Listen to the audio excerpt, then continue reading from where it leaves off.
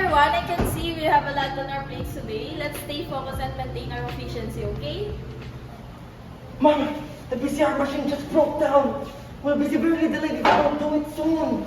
Oh no, not now! This is a disaster! How could this happen at such a crucial time? Oh no, we're doomed. A good manager shines in tough times by staying calm, rational, and dependable, guiding their team through challenges with courage and composure. Good morning, everyone. I can see we have a lot on our plates today. Let's stay focused and maintain our efficiency, okay? Mama, the PCR machine just broke down. We'll be severely delayed if we don't do it soon. Alright, let's not panic, guys. Mr. Mariano, Miss Gemerlin, I need you to get the necessary tools and start troubleshooting the machine. Right away, ma'am. And you, Godwin, can you gather the backlog of samples and prioritize them for analysis? Yes, ma'am. Right away. Miss Gemerlin, could you please perform that titration procedure? The procedure is already on top of the table. You just need to follow it properly, okay? Okay, ma'am, I will do it right away.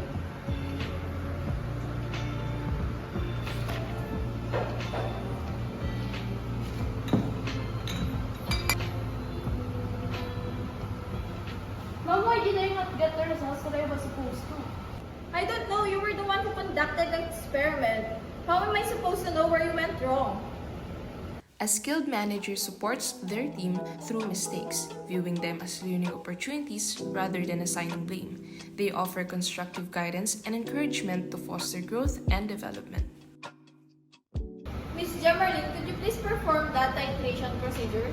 The procedure is already on top of the table. You just need to follow it properly, okay?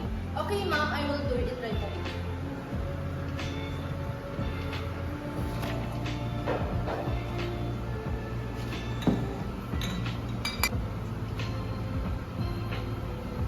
Ma'am, why did I not get the results that I was supposed to? I can see. Can you please walk me through the step you followed? Alright, it seems like you followed the procedure correctly. Let's try to double check the measurements. It looks like there was a miscalculation in the concentration of the reagent, leading to an unexpected result. Thank you for bringing this to my attention. Let's recalibrate and try again. Thank you, ma'am. I'll double check it next time.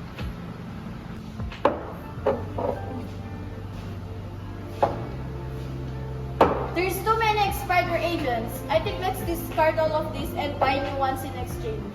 Ma'am, I think we should just buy enough reagents. Yes, ma'am, so that it won't be wasted. It's essential to be mindful of the waste.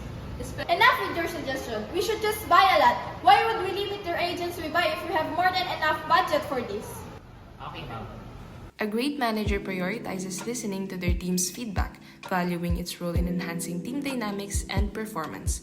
By actively engaging with this input, they cultivate open communication and strengthen trust and collaboration within the team.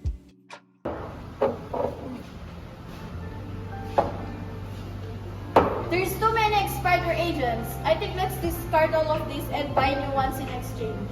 Ma'am, I think we should just buy enough reagents. Yes, ma'am, so that it won't be wasted.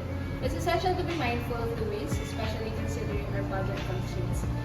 We could strategize on how to optimize our purchasing to minimize waste while still meeting our needs. You know what? That's right. Thank you for pointing that out.